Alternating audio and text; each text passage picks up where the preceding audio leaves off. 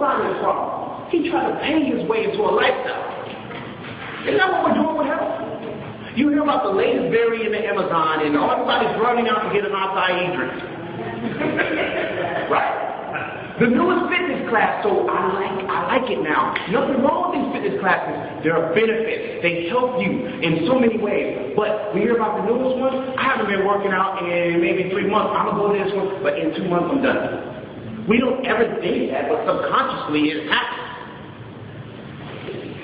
He has to pay his way into how much money has y'all been spending on these new health inventions and things that are overcoming our health problems? So many medicines and drugs. I'm talking about the whole scope of the problem. I'm not just talking about food and things of that nature. He wanted quick access to the power of a lifestyle. Now, Peter and John, if you don't know the story of the Bible, those were Jesus' disciples. They spent years with him. Years. And this guy had the gall to go up there and try and pay for what they spent years to achieve. And not only was it just years, but their hearts were right. They had a different mentality. And when she was talking about that health is more about what you were thinking, that's where this comes into play. Simon's heart wasn't right. So let's relate it to health. If Simon in the first place, if this was health that he was talking about, and he went up to Peter and said, I want to look like you look like you're in shape. How much do I have to pay to get that? And Peter would say, your heart's not right. Because that's what he told Simon. Because you came and looked at me and wanted it because of vanity. You want to look like I look because I look good to you. But the reason is not strong enough. Your reason, your goal, your want for being there, that's not going to last. So we get to the part that I've been wanting to get to because it's so passionate in my heart. I'm about to bring a message, the same type of message that Philip brought in, and Simon believed, but he tried to go after it the wrong way. So if you believe, I'm going to tell you how to get there, but you can't get there by paying for it. You can't go to the store and buy a bunch of fruits and vegetables today and think that that's going to make you healthy. It's a great start. I love fruits and vegetables. I love fitness. I love it all. I do it all. But the process, which is health, takes more than the fruits and vegetables. To stay on the fruits and vegetables for a lifetime, there has to be a foundation. We're going to talk about that.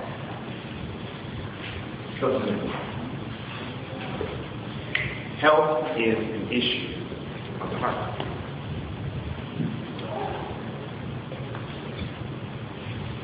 Somebody, why cholesterol? Yeah, okay. Do your children make you mad? Yes. Okay, they did. Okay. So, have you ever done anything for your children even though they made you mad? Why did you do it? She said because she loved you. Has anybody ever had somebody that just hated your guts, but you went up there and just you shook their hand, you still went to them and told them, and tried to make amends? That wasn't because you wanted to. Right? Let's all be human. 9 times out of 10, if somebody's talking about you, you want to give up, right? There's a reason that was stronger, that overcame your feelings. So let's get to the foundation of health. It's love. Hear me out before you say no. Love changes the way that you think about it. It changes the way that you interact with people. It changes the way life flows. You were talking about forgiveness. Love allows me to do that. Stress. Love allows me to discipline myself so I can overcome those issues. If I'm stressed out, I'm going to do something about it because I don't want to interact with people in a way that's outside of good morals and good character. Apply love to health. Now when I wake up in the morning, and eating is not so much just about putting food in my mouth, But because love has certain things that it wants to do, if I'm loving, I want to serve you. If I'm loving, I want to give you. If I'm loving, I want to operate in purpose. I want to do something for somebody else. This is health that's outside of just you. This is being healthy for a reason. It's operating healthy not because I want to look like something, I want to feel like something, but because you need me. It's because you need me to be healthy. Most of you, the friend, I love what she said. She said she wanted to be around for her kids. What was the foundational principle of that? Well, what? She loves her children. So what did love do? It stood up. It said, I weigh 300 pounds right now. That's unacceptable. Love said, I'm going to discipline myself. Love said, I don't care what it takes. Love was so powerful that it got her out of whatever stupor that she was in and allowed her to take on a disciplined lifestyle that you see has lasted. That's the power of love. Simon tried to pay for that. You can't pay for it. Go to the next slide. Love does all these things. And what does this have to do with health? Listen. Now we're here. We're here. Love allows you to serve. It disciplines you. It gives. It develops purpose. And it unifies. One of the biggest concepts of health is that health is best achieved through unity. When I joined hands with you, and I joined hands with you, and I joined hands with you, let's say, very simple example, I'm working out.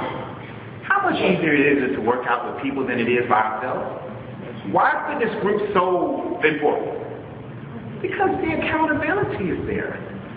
Now that I have a partner in this thing, if I'm not there at 5 o'clock in the morning, if I'm not there, somebody's I saw that you want to respond. Unity. Love promotes unity. Your body is about this beautifully and wonderfully made. It's composed of organs and tissues and sinews and cells. All of these things working together in harmony. In unity.